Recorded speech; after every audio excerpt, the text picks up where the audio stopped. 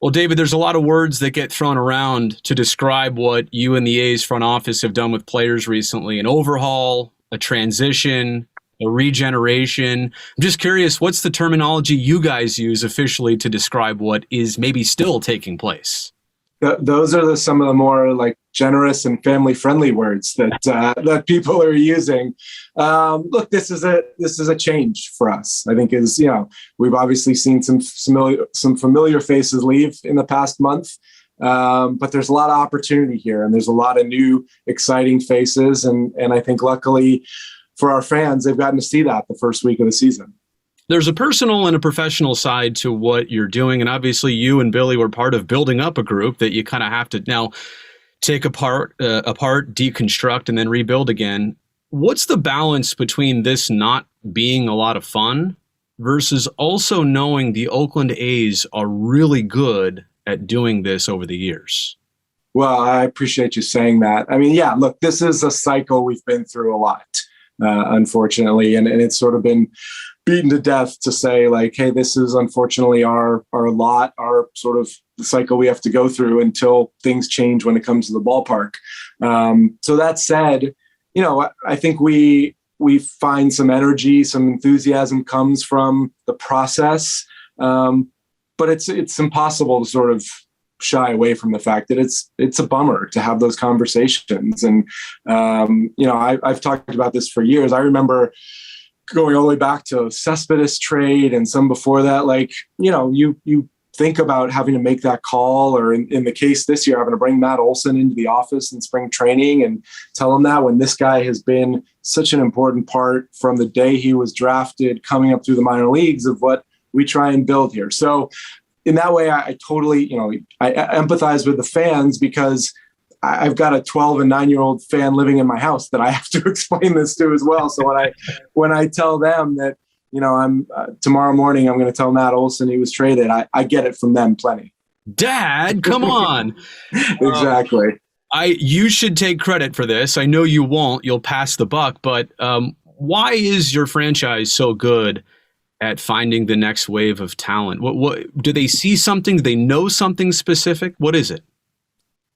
I think we have really good processes in place. I think we have, a lot of people who've been here a long time and been through it. And you look at whether that's in player development with Keith Littman and Grady Fuson and now Ed Sprague running the farm, or Eric Kubota and his scouting staff, all the way up to our front office staff. Like, I think we have people who understand, like I said, this is where we're headed.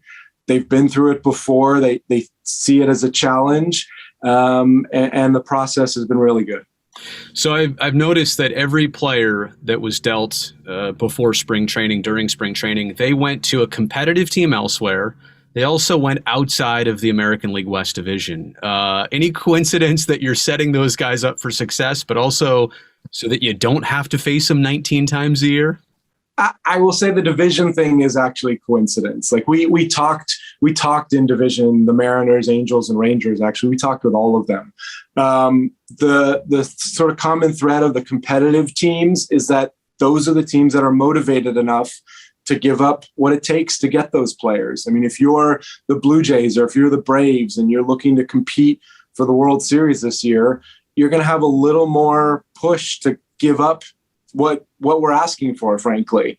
And that was the case in those deals and pretty much everything we did.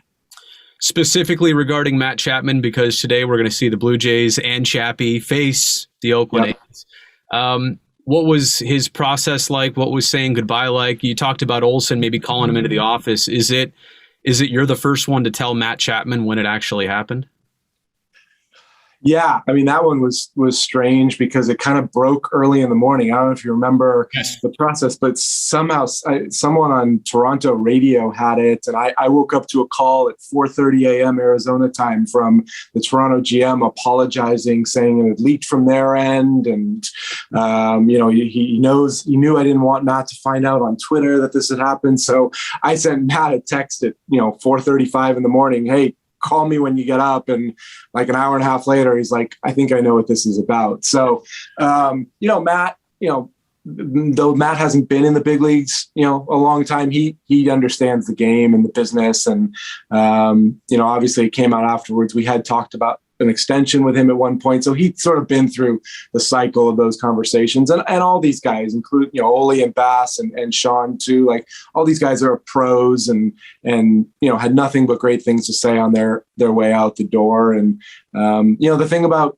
being here is there's always a chance we cross paths again. I mean, you see players come back.